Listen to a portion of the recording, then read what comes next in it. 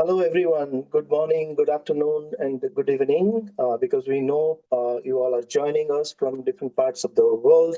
My name is Pradeep Kumar Nayak. I am at the University of Waterloo in Canada and also representing the Vulnerability to Viability Global Partnership for Building Strong Small Scale Fisheries. I will be the host. And first, I would do a few rounds of introduction before we start to listen to our speakers today. So, just to start the introduction, then about the B2B Global Partnership, which is a transdisciplinary research, knowledge, and action network with over 100 members representing the academia, government, non government, and civil society from Africa, Asia, Canada, and internationally. The goal of the global partnership is to support small-scale fisheries in their transition from vulnerability and viability. The way we understand and focus on vulnerability and viability is not just in an economic sense, but also to represent all aspects of human life that encompasses the political, cultural, environmental, ecological, and all other aspects of small-scale fishers' lives. The B2B Global Partnership aims to identify the diverse factors and conditions contributing to the vulnerability of small-scale fisheries and engage collaboratively with small-scale fisher communities and other civil society, NGO, government, and university partners to enhance small-scale fisheries viability. In doing so, the B2B Global Partnership brings people and organizations together across physical, cultural, and disciplinary boundaries through a shared interest in addressing vulnerability and viability issues within small-scale fisheries. The B2B thematic webinar series, for which we have virtually gathered here today, is a flagship initiative of the B2B Global Partnership. It has continued over the past 5 years now as a collaborative platform to enable discussions on key topics, themes, and issues pertaining to the vulnerability, viability, and transitions between the two within the context of small-scale fisheries. But all. V2B thematic webinar series takes place on the last Friday of every month, and it will continue to be so during the year 2026 and beyond. The series is available internationally through live streaming on YouTube. Details regarding the series, including the speakers, topics, titles, and links to webinar platforms, is available on our website, which is www.b2bglobalpartnership.org. The thematic webinar series 2026 is dedicated to our V2B transitions case studies from countries in Asia and Africa. And this is very special to us because we have been doing this research for several years now. This dedicated series is created to offer a collaborative platform for us to share the case study experiences and outcomes. This will help garner feedback from within the V2B community and also from the larger global audience interested in small-scale fisheries, apart from showcasing the rich B2B research that is underway in Asia and Africa, and we'll be hearing from Nigeria today. Vulnerability and viability are among some of the many realities small-scale fisheries grapple with in their day-to-day lives. Just as vulnerable communities can strive to move towards viability, already strong, sustainable, and viable communities can revert back towards being vulnerable under pressures from internal and external dynamics and drivers. In this context, our case study special thematic webinar series focuses on vulnerability to viability transitions as a novel approach to highlight their interconnected nature, explore the potential for vulnerable small-scale fisheries to transition towards viability, and the processes through which these communities can retain their hard-earned viability without having to revert back towards vulnerability. Over the next several months, that is until the March of 2027, researchers from the B2B Global Partnership, countries in Africa and Asia will present their detailed case studies focusing on various dimensions of the vulnerabilities to viability transitions and help further conceptual development and methodological enrichment of the B2B transitions approach. Today's webinar is the third in the series of B2B thematic webinars planned for the year 2026 and the 63rd since January 2021 when we started this series. And it is my privilege to introduce Dr. Kafaya Fakwaya and Dr. Sehu Akintola as our distinguished speakers for the 2026 March talk today. Dr. Akintola is a professor of fisheries at Lagos State University and the Dean of the Faculty of Science, a former head of the Fisheries Department. He serves as coordinator of the science program and chairman of the Nomadic Education Research Group. He works in close collaboration with international and regional organizations such as FAO, World Fish, and the Fisheries Committee for West Central Gulf of Guinea. His research focuses on fisheries biology, ecology and governance, aquaculture, food security, climate smart fish preservation, and small-scale fisheries sustainability. Dr. Fakoya is an associate professor in the Department of Fisheries at Lagos State University and the executive secretary of the Gender in Aquaculture and Fisheries section. Research focuses on social and ecological issues in small-scale fisheries and aquaculture, including fisheries biology, food security, and gender. She promotes participatory action research and the integration of local and scientific knowledge for better decision-making, and a significant part of this work is dedicated to small-scale fisheries. Dr. Fakoya and Dr. Akintula are the V2V Global Partnership Country Coordinators for Nigeria. It is my honor to invite both Dr. Fakoya and Dr. Akintula to deliver today's talk for the B2B thematic webinar series March 2026, and the title of their talk is Invasive Aquatic Weeds, Climate Change and Governance Vulnerabilities, Transitions to Viability in Small-Scale Fisheries of Lagos State, Nigeria. Thank you very much for making time today, and I would pass it on to you for your talk to both of you. Dr. Fakoya. Well, it's a good afternoon to everyone from Lagos, Nigeria. My colleague is in the US, Dr. Fakoya. But I must thank you for the generous introduction, Zubik Prati. Let me start sharing our presentation. This is a work we have done over the last 6 to 7 years with students that were colleagues that were sponsored on the V2V projects. So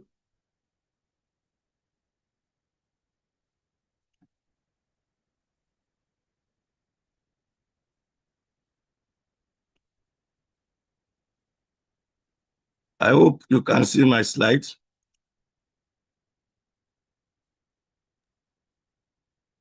No, we can't. You have to open the slide. Now I've opened it.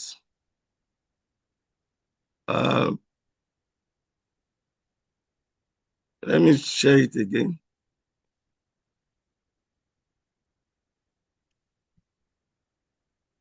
Can you see it? Yes. Okay. I think it's just a technical problem. Okay.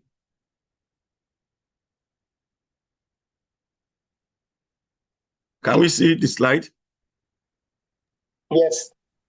Okay. Our presentation this afternoon is Invasive Aquatic with Climate Change and Global Vulnerability and Transition to Viability Small-Scale Fisheries of Lagos State, Nigeria. The authors are myself, Dr. Fakoya, Kapo, Godwin, and Areola. So we present the Nigerian case studies today, March 27, 2026. Globally, coastal small-scale fishery community are acutely vulnerable to environmental anthropogenic change because their livelihood depends directly on the local ecosystem and limited assets. Vulnerability is intensified by resource scarcity, overfishing, weak governance, and global driver. The political and economic marginalization of small fisheries compound this pressure, producing systemic risks to food security. Yet, many small-scale fishery systems also exhibit latent strengths, social network, local knowledge, and flexible livelihood strategies that enable some form of resilience and pocket of viability, even under stress. Recognizing this dynamic interplay between vulnerability and viability, we This framework research and policy towards pathway were developed.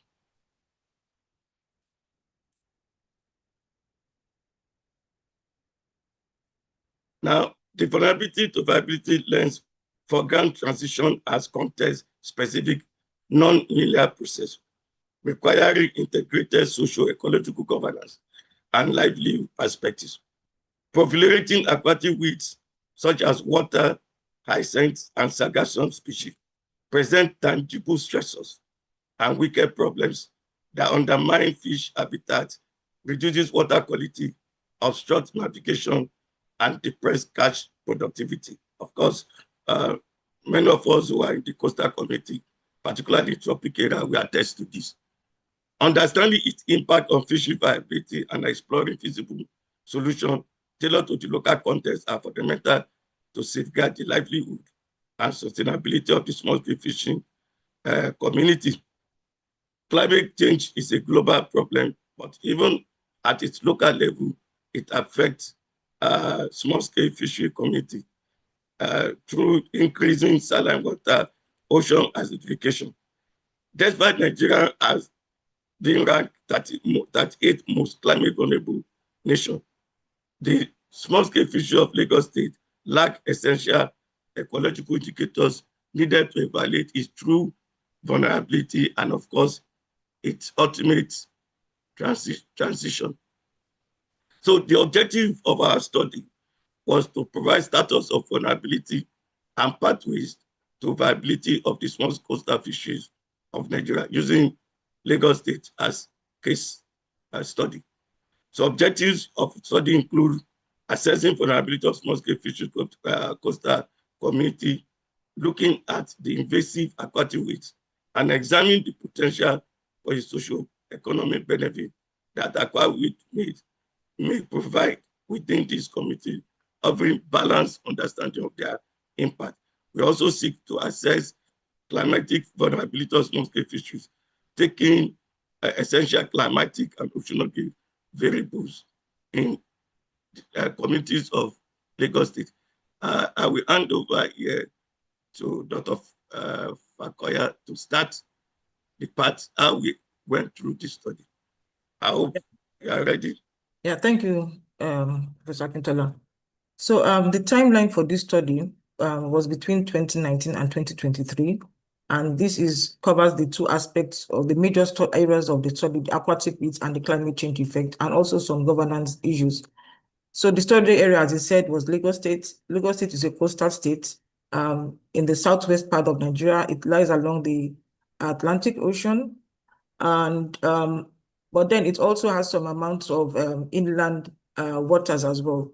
So the aquatic weeds are of two types that have been identified. We have the water hyacinth, and this is found along the coastal areas and also makes its way into inland communities. So, but then we are just focused on Lagos State. So then the Sargassum infested communities are basically the marine fishing communities or coastal communities. So for the aquatic seed, we had four communities, and also we had another 4 communities for the Sargassum to explore the Sargassum impact. And then for the climate change encompassed 5 marine communities and also 5 other communities in 2 arms of Lagos State. Lagos State is divided as 5 divisions, and 2 of these divisions, one is found in the extreme west and the other one is found in the extreme east. So Badagry is found in the western part of Lagos, and Ekwe is found in the eastern part of Lekki is found in the eastern part of Lagos. So the methodologies were mainly 2. One was to assess the vulnerabilities, coping strategies, which you had said before, and the data were collected through mixed methods approach. We used primary data using survey instruments and key informant interviews, and also observations, field observations, and they also made use of secondary data. So, and then the analysis was mainly descriptive. And then for the assessment of the climate change impacts and vulnerabilities, we collected some essential climatic variables and essential oceanic variables, which include atmospheric temperature, seawater, surface seawater temperature, dissolved oxygen, salinity, turbidity, net primary productivity, and we also measured the coastline for coastal erosion. Now, the analysis of this was encompassed both descriptive and inferential statistics that are shown. So I would like to commence with the findings of the aquatic weeds. Basically, we investigated two aquatic weeds, water hyacinth, Pontederia, that is Pontederia Iconia crassipes or Pontederia species, and then we also investigated the Sargassum species, which is found in the marine environment. So a total of 79 fishers were interviewed, and these were predominantly male. We had very few female fishers among them, and they were of medium up to medium age range, which is between 26 and 45. The most dominant level of education was the secondary education level, and they've been living in the communities for between 20 and 43 years. And now the fishers also displayed partial or full dependence on fishing, on the fishery resources or fishing as an occupation. But then the dependence was much more obvious in the marine fishing communities, where about 60 to 100% were fully dependent on fishing.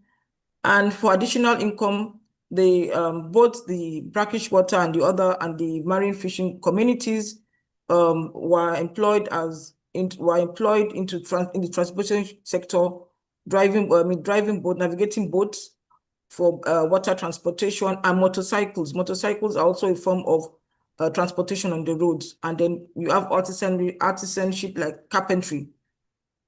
And now there was also an attempt to estimate their income, that is to have an idea of the profile, socioeconomic profile. And these varied from $33, the equivalent of $33 to $1,100. This also depends on the scale of the small scale fishing activities, and it varied across all the communities. And these amounts were estimated for 2023 when the field study was done. The major form of gears were gill net and fishing boats. And of course, and then we also asked about any form of support from the government or cooperative membership. And this also varied. More of the fishing communities that were in the brackish water environment had better access to such help from the government. Next slide, please. Now, this is an attempt to look at the impact on fishers in Badagry fishing communities. And across the brackish water and fishing communities, it was more intense for the fishing communities in the brackish water. They had more of them reported reduced fishing days, reduced fish catch, and also the obstruction to the gears, which include the gill net and also the engines of the fishing boats. But then the changes in composition, in species composition, was reported more by the marine fishing communities. Next slide, please. Now, the adaptation strategies for the fishers was almost non-existent, except for occasional manual harvesting by fishers and cooperatives, government as well. There was no concise plans or actions to mitigate the aquatic weed impact. Fishers appear to be largely unaware of the initiatives, the uses, or income-generating prospects related to these weeds, and reported no direct utilization. However, the fishers also expressed that they'll be willing to adopt new practices for using the aquatic weeds. But this, of course, will be motivated by the potential to generate additional income, highlighting a major economic opportunity for future livelihood enhancements. Now, I would like to, these are what we discovered. There have been attempts actually to use or utilize this water with these aquatic weeds, but these are not within the communities. We collected this information through secondary data, and the research is also driving some innovations of using water hyacinth. For instance, as briquettes, that is biomass briquettes, as fuel, about to fuel or to cook or to smoke the fish. Then we also have hand-woven decor, which are also shown as here. And then we also have sargassum used in concrete as concrete blocks. And in addition to this, there's been an attempt to produce livestock feed from sargassum as well by the Center of Sargassum Research at the Lagos State University. Okay, thank you. Let me present the aspect dealing with the climate change. In table 3, the average essential coastal variables and the essential ocean variables are as presented. The mean atmospheric temperature was 28.75, while the pH of the system of the water was slightly alkaline at 8.16. Then the salinity, of course, of the ocean marine system was on the average of 32 ppt. So the net primary productivity was measured at 0.25. And figure 7 shows the trend across the 2 years, 2019-2021. Temperature was on about 23 degrees centigrade, about 29 to 25 degrees centigrade, with the maximum being at 33 degrees centigrade, and that was probably between the dry season, December to February, and before the onset of rain. Rainfall usually peaked between May and July each year, while average rainfall was always between the optimum range. Dissolved oxygen were always fluctuating between 5 liters per kilogram. And then the pH, like I mentioned earlier, was between 34 to 32 milligram per liter. So average monthly turbidity shows that the turbidity are usually high in October, and this is expected because of maybe wash into the ocean system. The alkalinity is around 80 milligram per liter, was about 57 to 58 milligram per liter. The relationship among ECV, the correlation shows that the pH was negatively correlated with, was positively correlated with 0.12 with turbidity and also with dissolved oxygen. Then the endpoint rate also shows positive correlation. The endpoint rate measures the erosions and accretions that happen within the water system. The PCA was done to principal component analysis is as shown, showing that between the net productivity and the observed productivity was positively correlated. So the dynamics of essential climatic variables in the different stations and were measured. The one between Badagry and Lekki, the atmospheric pressure shows significant difference at 30.9 degrees centigrade, and at 32.7 degrees at Lekki. Then the chlorophyll A2 also shows some level of significance across the two stations. seasonal variations between the essential climatic variables and essential ocean variable shows that in the rainy season, the dry season, that the atmospheric temperature was severely higher than what it is in the rainy season. The dissolved oxygen was higher in the rainy season than during the period of exposure to dry season. But the pH too was slightly stable across season in the water bodies. Now, an attempt was made to consider the chlorophyll and the net primary productivity to show if there were some significant difference between the two locations, Badagry and Lekki. The chlorophyll A was significantly different across season between Badagry and Lekki, while the spatial comparison of chlorophyll A and chlorophyll and the net primary productivity shows some high significant difference between the two, between Lekki and Badagry. Now, the erosion can be of two.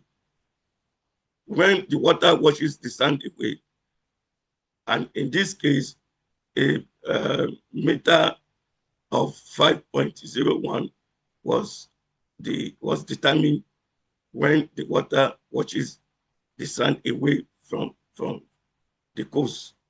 Then accretion is the rivers, when the sand pushes back the water. So the average annual rate meter per year for erosion is higher than accretion, showing that there are high level of erosion in the system.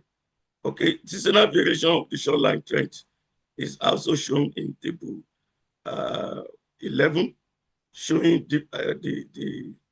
at each of the 10 stations, there was significant difference, and at times it was a bit stable. In the then ecological vulnerability index was determined as earlier explained, showing that the essential components and the ECV and EOVs show some level of differences. So I return back to you, Dr. Fakoya, for the discussion, invasive aquatic weeds. Yeah, thank you. So previous studies have also documented impact of water hyacinth and the Sargassum species on artisanal fisheries within Nigeria and as far as the inland fishing communities. So it just don't affect only the water hyacinth precisely, affects or goes well into the inland fishing communities where you have fresh waters. And this has been documented by Oladimeji et al. 2016. And the incidence of Sargassum and water hyacinth are also more or less tropical issues because they are bound also in other parts of the world, in Africa, in much of part of sub-Saharan Africa, as far as Uganda, in parts of Asia. It has almost a circumtropical distribution. Sargassum on its own, started as early as was detected in 2009 when there was influx of Sargassum along the West African coast. So it is a West African phenomenon, and it also occurs at the same time with the Caribbean, with the Caribbean regions. So we have the Sargassum influx occurring simultaneously, affecting both the Caribbean and the East Atlantic Ocean. So just like there was low coping strategies because the fishers did not have any concrete measures to cope with the weeds except to harvest manually, and this doesn't go far. So this is like reactive coping strategies, and it has also been reported in other parts of the world, including in Ghana. The recovery coping mechanisms include farming and trading reported in Ghana, but it's for the Nigerian counterparts, they also get into artisanship and water boat transportation and road transportation as well. So it's also very depending on the environment, whatever they decide to go into. Utilization of aquatic weeds is driven by the research community and social enterprises. CESA, the Center for Sargassum Research, is a center that was established to investigate and to provide solutions to the Sargassum species influx along the Nigerian coastline. And there's a social enterprise by the name of Mythimet. She's been around for over 10 years, and work has actually is actually more on handwoven decor and some other uses, including in the fashion and the clothing sector as well. So she's actually breaking new grounds in that area of innovating the use of water hyacinth into products that are becoming highly valued. Davis and Davis also conducted research on the water hyacinth briquettes as well. The government has also begun to look into how to harness water hyacinth, since it doesn't have any concise plan for its management or control. And they've also partnered with Mythimet, which is owned by a woman, to train women and youth. Now, this has led to the emergence of informal entrepreneurs, or rather in another part of the state. That is the study was carried out in Badagry, but in Ekpe, that is the eastern axis of the state, we have people that have been exposed to training in how to harness the water hyacinth into products. And further research has also shown that there are unexplored opportunities. For instance, in Uganda is making moves, or is involved in projects that with the help of the government of Egypt to utilize water hyacinth in the generation of electricity. Now, this could also be another way by which water hyacinth could be used and could provide socioeconomic benefits to the fishing communities that are rendered very vulnerable. In addition, there has also been attempts lately to create awareness of the water hyacinth and Sargassum, as invasive weeds, and to see them with the mindset of creating opportunities for fishing communities and other stakeholders recently as well. So I'll hand over back to you. Yeah, thank you. So in terms of the climatic data, we find out that their erosions is significant, and because of air, water, and the annual rising temperature of the coastal water as evidence of global warming taking place in the community. In the 10 fishing community along the Lekki coast, 50 meters from the shoreline, making an average 3.7 meters per year annual coastal erosion is taking place. As I've said earlier, when you compare accretion and erosion, the rate of erosion is higher, than the accretion. So, which means the community are vulnerable to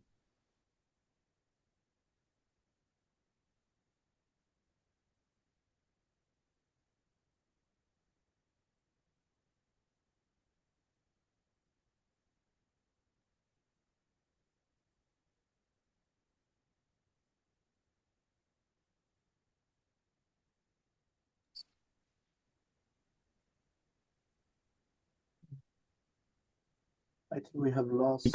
As explained this, even for other net productivity variables, such as the nitrate and the phosphate.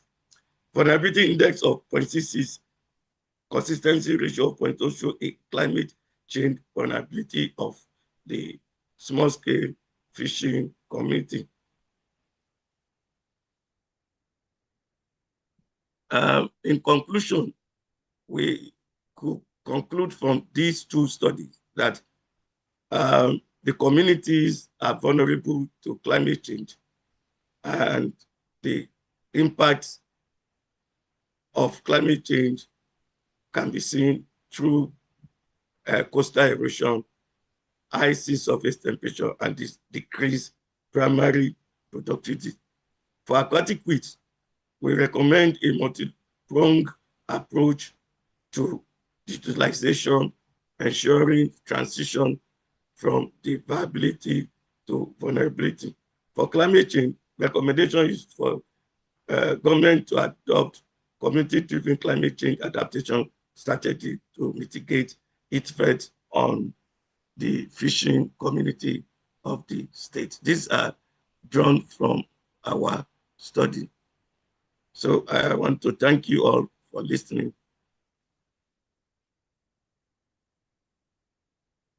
Thank you. Thank you very much, Kintula and Dr. Fakoya. It's a very important, case study that talks about some of the major drivers and impacts resulting from those drivers in coastal Nigeria, and some of the adaptation measures that are being taken. I encourage the audience that is watching on the YouTube to please write your questions so that I can read it out to our speakers. But in the meantime, we'll start a few discussions, if you may allow me. You talked about, two sets of things. One is the climate change, impacts, and then the other one is the water hyacinth and Sargassum, infestations itself.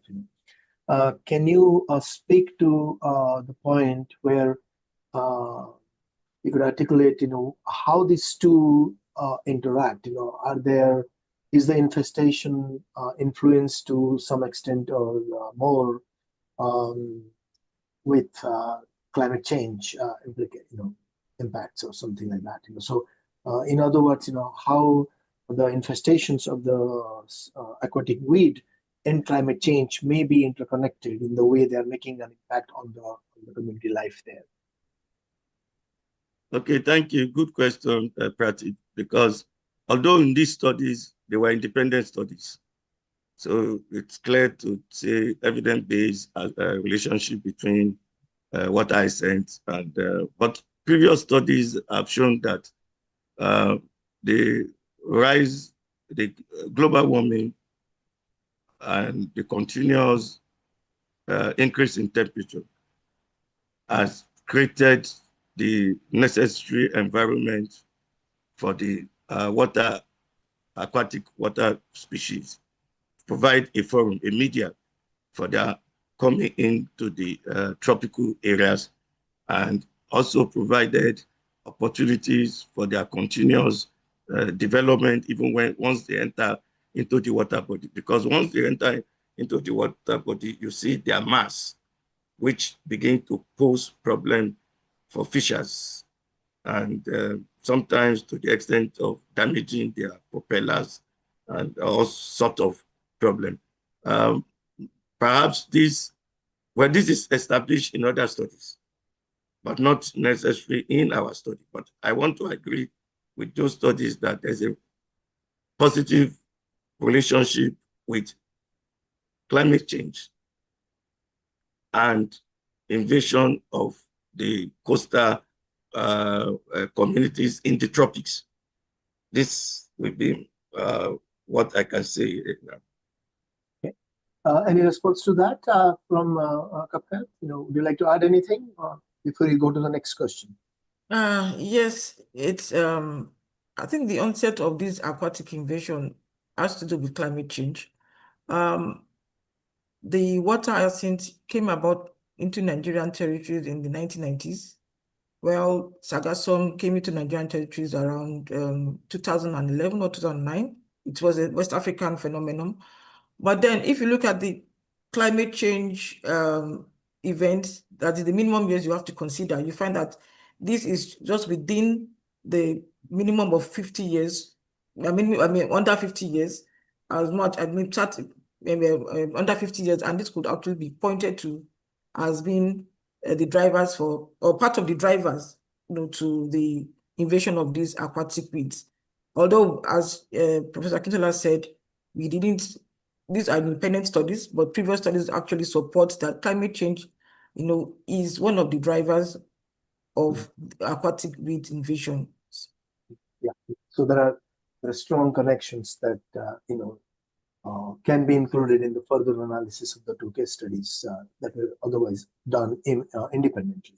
We'll move on to the next question, which is by Derek Armitage. Derek is saying, "Dear Sehu and Kafayat, as always, I really appreciate learning more about the case study research you have been leading. I'm wondering about the adaptation options you highlighted for small-scale fishers, like using Sargassum and water hyacinth for alternative products.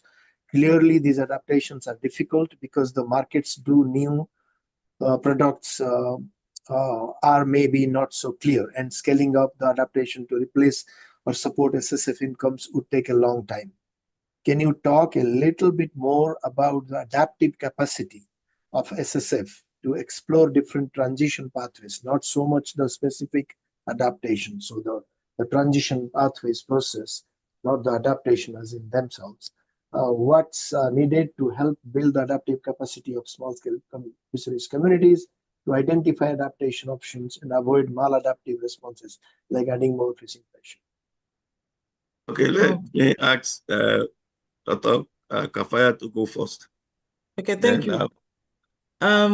For the adaptation strategies in fishing communities, it's very clear that the capacities of the fishers is not just there to bring about long-term solutions to these menaces.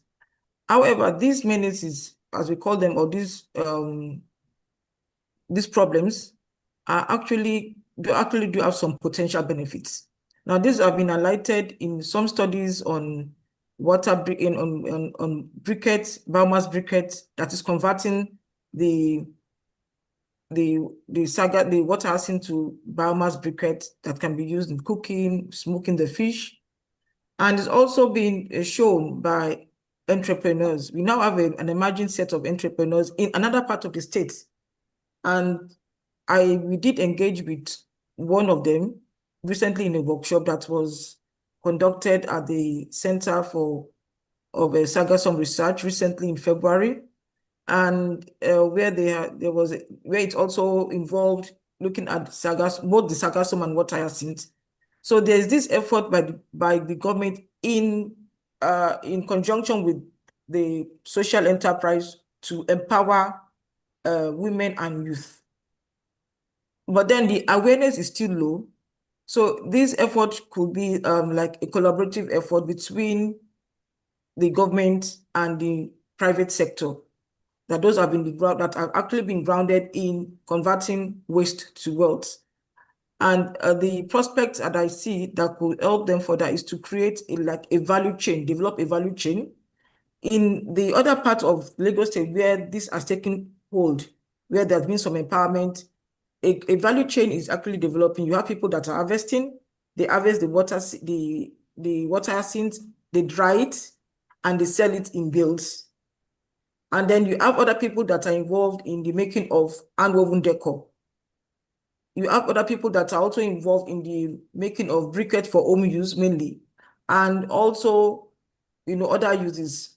So, but then the issue is that there needs to be more awareness creation to other areas, such as the Badagry, where the study was carried out, for them to be enabled, for them to see that people are being empowered and that people are actually using the opportunity to harvest the seaweed, the weeds, and turn them into wealth.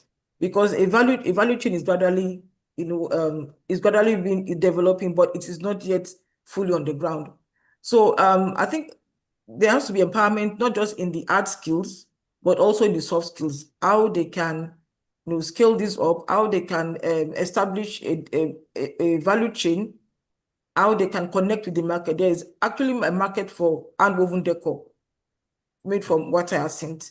And gradually the use of Sargassum feed, Sargassum in the making of feed could also, take place, because the research and the patent has also been has also a patent is also available for the livestock feeds that was developed in the Center for Sargassum Research. So the awareness, there needs to be more awareness creation to those communities that have not been touched by any form of empowerment, to see that there are other avenues to create wealth from what we consider as waste, and then encourage a circular bioeconomy. Thank you. Okay. Anything to add to that, Selu? Yes, just first is let me congratulate the V2V global team, because one significance of this study is to highlight the fact that the projects actually identifies problems within the community and also steps to take towards it becoming viability. So it's possible that from experience that we have, in many cases, the community, the fishing community, instead of lamenting that these aquatic are menace, they could look at it in a way to look at other opportunities that can be developed from these menace. Instead of, what we have seen is that the community itself are not fully aware that the economic opportunities are within their system. Rather, they are living outsiders who understand the usefulness of the weeds, taking advantage, and then taking the resources available for the community and then converting it to products. This is one positive thing I think the V2V global community, which we have been doing, is to highlight that sometimes the problems within the small-scale fisheries can be turned.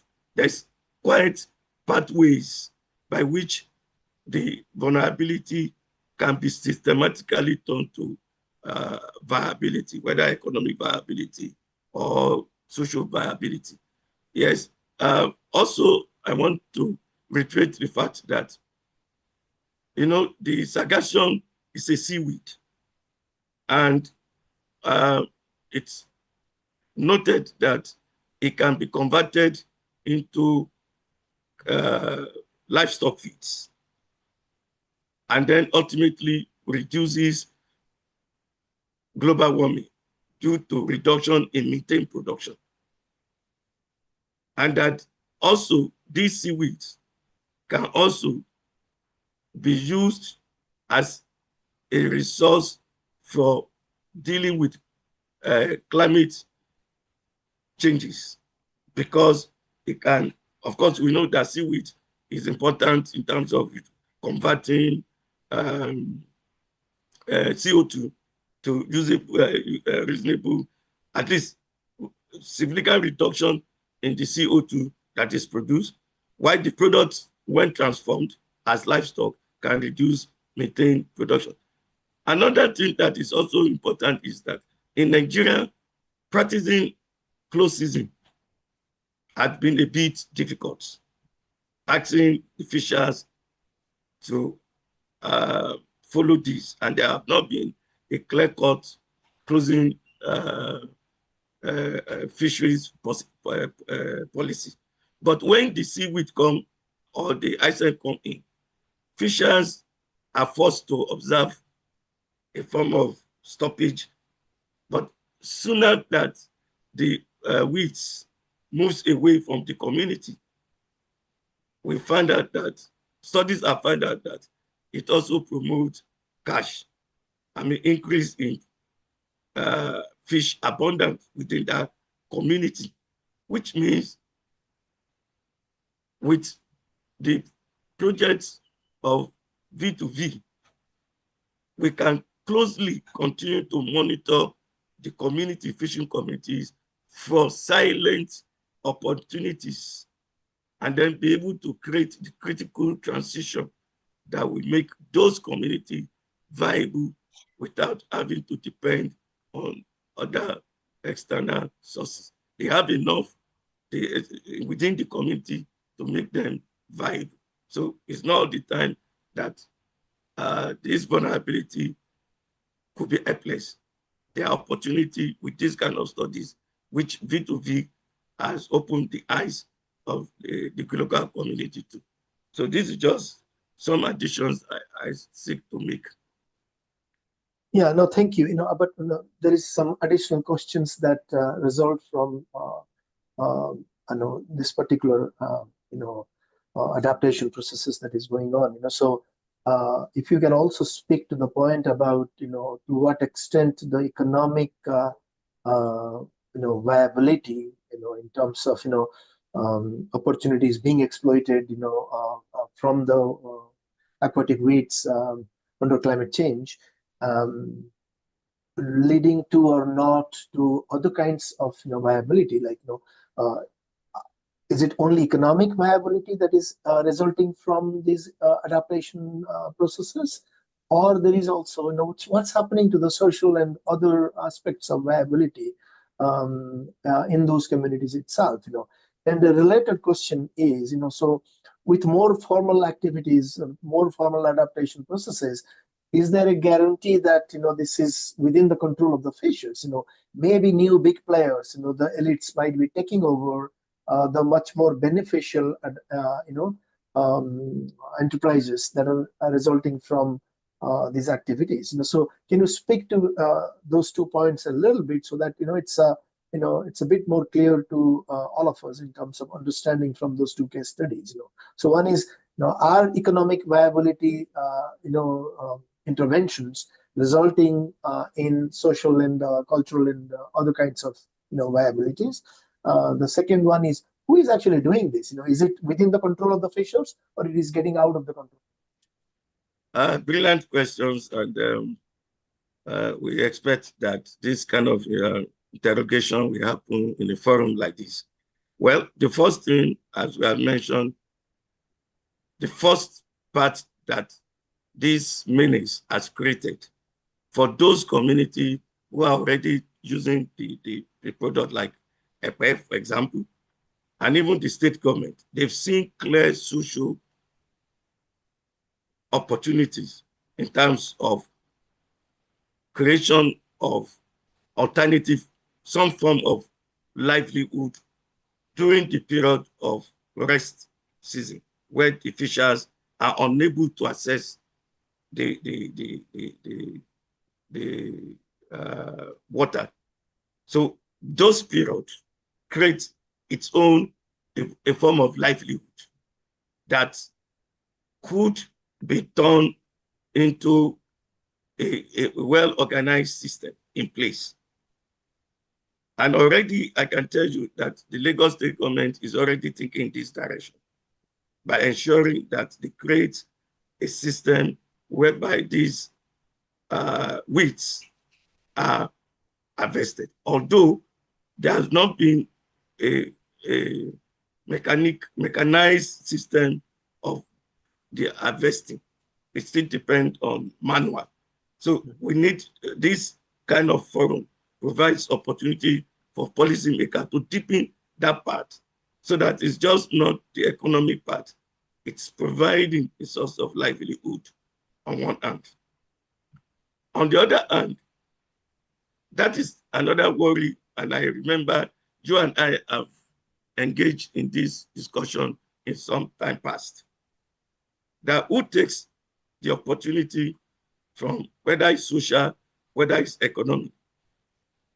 Do we, those of us who are in the space of small-scale fisheries, do we begin to have this kind of conversation to ensure, as part of adaptation strategies, to ensure that the benefits arising from the vulnerabilities of the fishers are not taken away from their communities.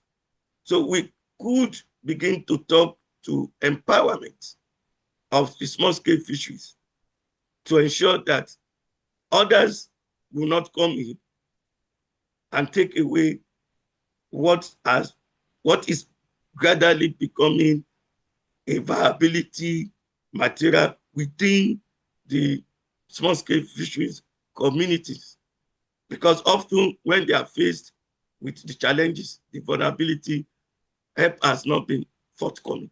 So I think I will suggest that as part of what the V2V Global has achieved is to begin to draw attentions to development agencies to begin to see that, campaign towards ensuring that the WITS, opportunity support strategies, finance are in place to ensure that during the first close season, when it happens, the fishers are managed enough to tap first as a social livelihood engagement, and secondly, as economic livelihood engagement, so that the fishers are not vulnerable to forced closing or forced out of work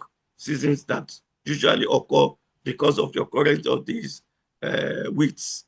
So it's something we should communicate. It's more of communication now. We should take it from our stride that, and as part of what V2V has achieved in terms of broadening not only the economic livelihood, but the social livelihood of fishers, and for those of us too working within the space, the small-scale fishery space. So it's an opportunity for us to, increase our voice in this direction. That okay, the small-scale, this aquatic weeds can be a source of adaptation strategies rather than forcing the fishers often outside their main livelihood, which is main source of their livelihood, which is the water. They can still stay within the water and enjoy what the water brings to them, although early seen as a vulnerability, but critically becomes a viable option for livelihood, economic livelihood, and social livelihood. Thank you. Yes, yeah. And the whole idea when we're talking about vulnerability and viability in the context of small scale fisheries, adaptation processes and strategies and mechanisms that you were talking about, in Nigeria, and as we are seeing in other places of the world, are probably not meant to replace fishing as a way of life. So it is to complement and supplement the fishing activities, fishing-based livelihoods, and fishing-based identities. So it is not to replace fishing, small-scale fishing and fisheries, as an alternate activity itself. So it would be interesting to see, how these new set of economic activities that try to kind of help communities to adapt and respond to certain impacts, coexist with fishing as a integral part of the community identity and community livelihoods and economic and social and other activities. So that's something that that comes to my mind at this when I'm thinking about your response. Can you unshare stop sharing your screen, please? Kafayat, unless you have anything to add to that response, do you have anything, or we should go to the next question? What I just want to emphasize, just as you said, is that we have the resources, the human resources, even to start the empowerment. As I said, there's been a player in that sector. She's been existing over 10 years. She's more like, she's exposed, of course, and she has a level of exposure, and she's actually working with the government to, to empower people, mainly women. I think more or less the women and the youth are more geared towards working on being empowered, but they are gradually creating a value chain. So the government has to come into play because, as I said, this will also attract outsiders, people that are not from within the community. So there has to be some form of protection for the communities such that this wealth cannot be taken away from them. Yeah. Yes, I think that is what the government has to do to ensure that these resources remains with the communities are empowered, and outsiders are not allowed to come and take these resources away from the communities. Yeah, and then that speaks to the long-term, tenurial rights and livelihood, recognition of livelihood linkages with the resource itself. So with new resources and new opportunities coming up, the community that is in charge and the community that is the stewards of these resources are not changing. So the new players don't take it. That is well articulated by both of you. And to your question about government protection, there is a question from audience now, which is from Sanjita. Why do you think brackish water fishing communities tend to receive less government attention, and how can governance systems better recognize and include their specific challenges? And you could extrapolate that question to say why coastal communities in certain areas or most of the areas are neglected, and devoid of government recognition. Is there any specific elements that play out? Yeah, I think it has to do at times with the remote locations of some of these communities and the limitations in terms of the government or the government agencies or departments involved. They have often limited human resources, and they at times have logistical issues, to actually reach some of these communities. So the further away the communities, from the center of government, of course they have local, but then they actually sit of the government agency dealing with all this is from the state government. So the further away the communities at times, the further away the type of support. And it also has to do with this capability of the fishers to self-organize themselves. So if the fishermen or in the community are not able to organize themselves, I don't have the capacity to organize themselves, to form cooperatives and to present themselves to the government that they are cooperatives that should be formally registered, they won't be able to access some subsidies or support or enjoy those support or subsidies like other communities are enjoying. So it has to be the capacity to organize and also to present themselves as a formal group.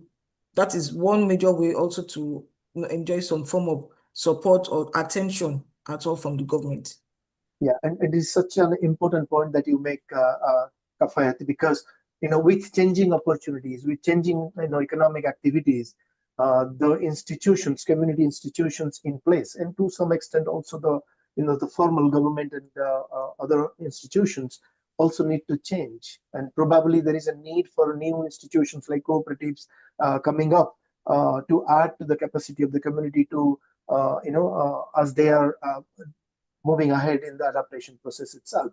So we cannot stay with the same governance, institutional, structural and functional arrangements when everything around the community is changing. So along with new economic activities, what you were hinting at is also there is a need for new institutional and governance arrangements and new types of policies that needs to come in, and they could be oriented towards more community capacity building and capacity development to stay engaged in this. Not only to kind of continue these activities, but also to protect these new activities, these new opportunities from being taken over by more powerful and more other actors in the context itself. So that is very well articulated itself. And then Sabrina Zaman is asking how much of the governance, it's in the same line of discussion that we are having. How much of the governance vulnerability is actually internal to the community versus external pressure from climate change and invasive weeds, making it impossible for any local system to remain stable. So how much of this governance vulnerability is internal versus how much it is influenced by external drivers. Okay, well, I think the first thing is, yes, to a large extent, um, the there is a neglect of the small-scale fishery community. And I want to take it from the fact that often within the space of small-scale fisheries, we tend to have a narrative that shows that all is bad. So we need to begin to change the framing of what comes out from those of us who are close to this space. Now, we have shown here today in this discussion that there are a lot of opportunities because governance, government wants to provide jobs. Government looking for funds. Government wants to do so many things. And government would want to, of course, support any initiatives that makes them to get some forms of. So the thing is this: small-scale fisheries are not just vulnerable all the time. They are also viable. So we need to be singing this part of our framing of the problem to see that there are lots from aside food security that we talk about, well known, is the fact that a lot of opportunities are embedded, are hidden within this community. And if we are able to push this kind of narrative well enough, then government would begin to look at this community not as just a dependent community, but viable partners in development in terms of what they can contribute. It's not that they are all the time, yes, because of the past, but now there are new initiatives. Maybe thanks for the opportunity that the V2V project has brought to light. So we need to begin to change that framing of issues within the small-scale fisheries to something that is positive, looking at socioeconomic contributions that are possible within small-scale fisheries.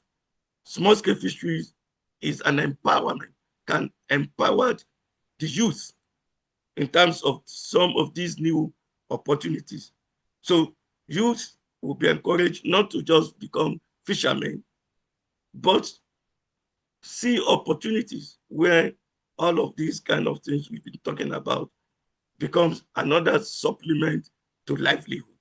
So they have almost all year source of income that makes them viable. Not that we look at it, this problem, don't go there. Of course, it's easy to make friends of a rich man than a poor man. So we need to begin to change our narratives to make it attractive, to say that there are opportunities.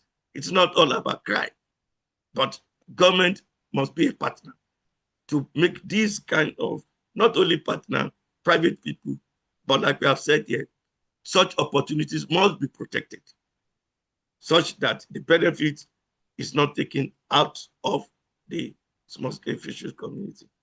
Thank you. And that is such an important point that you make as well. And often during periods of crisis, like you're seeing in the two case study areas, when the communities go through crisis, it is not only the vulnerabilities that get exposed, but also the strengths come out, and the strengths are often reflected through the responses communities are able to make. Of course, those responses could be very short term and not adaptation all the time, but coping in many, many ways.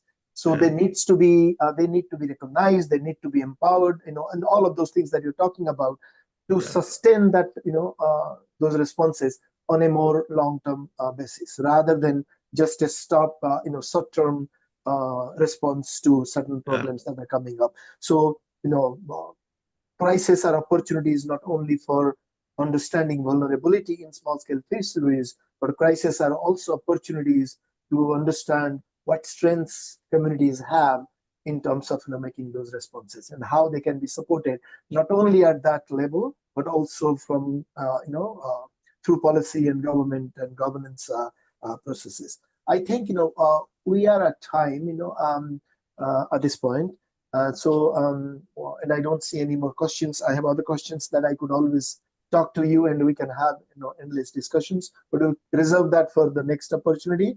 At this point, I would like to thank you both for a really in-depth and detailed case study in Nigeria, talking about the many phases of vulnerability and viability, and also the multiple ways in which communities are responding. What are the opportunities coming up? Whether those opportunities are making them more vulnerable. What are the hints at viability, and what does transition, like Derek was asking, what is the transition process look like in that particular context itself? So there is a lot to learn, but as you know, we will take this forward into our larger B2B global partnership case studies discussion and try to make more sense of this in our future work as we go forward. So thank you both, Sehu and Kafayat, for making time and making the presentation, and also engaging everyone in this rich discussions. And also thank you to the global audience, who asked really wonderful questions, and try to kind of make best use of the platform that we have created, not only for sharing information about small-scale fisheries, but also continuing some of the important debates and discussions into the future. So thank you very much. So before I stop, I would like to invite you all to the next month, April webinar on yet another case study from Malaysia. And this is going to take place on the 23rd of April. Dr. Gaji Muhammad Nurul Islam and his team are going to present the Malaysian case study on looking at vulnerability, viabilities, and the many phases of the transition that is taking place in Malaysia. And their title would be Exploring Small-Scale Fisheries Livelihood Strategy and its Association to Vulnerability, a study of East Coast Marine Parks, Malaysia. So you are all invited to join us for the next month webinar and continue this discussion about small-scale fisheries, vulnerability, viability. Yeah. So thank you very much once again. Yeah, hello, Pratik. Before you leave, I just want to clarify that I was previously an associate professor in the Department of Fisheries and in Lagos State University. And I just want to clarify so that people won't get confused, because I'm also an adjunct instructor in the US. So I don't want people to say, oh, no, she said, is she still working there? I don't want such confusion, just to clarify and to keep the record straight. So thank you for that. Thank you for inviting us. It's been great working with you. Thank you very much. Thank you once again. Bye-bye. Pratik, let me just say this. Thank you for this initiative. Thank you for providing the leadership. It's really exposing, and let's continue to work together. Thank you. Thank you. But Sehu, this is all teamwork. This is all collaborative work. We are nothing without partners. We work at it together. Okay. Yeah. So let's continue this work. Thank you. Thanks very much. Bye-bye. Thank you. Bye.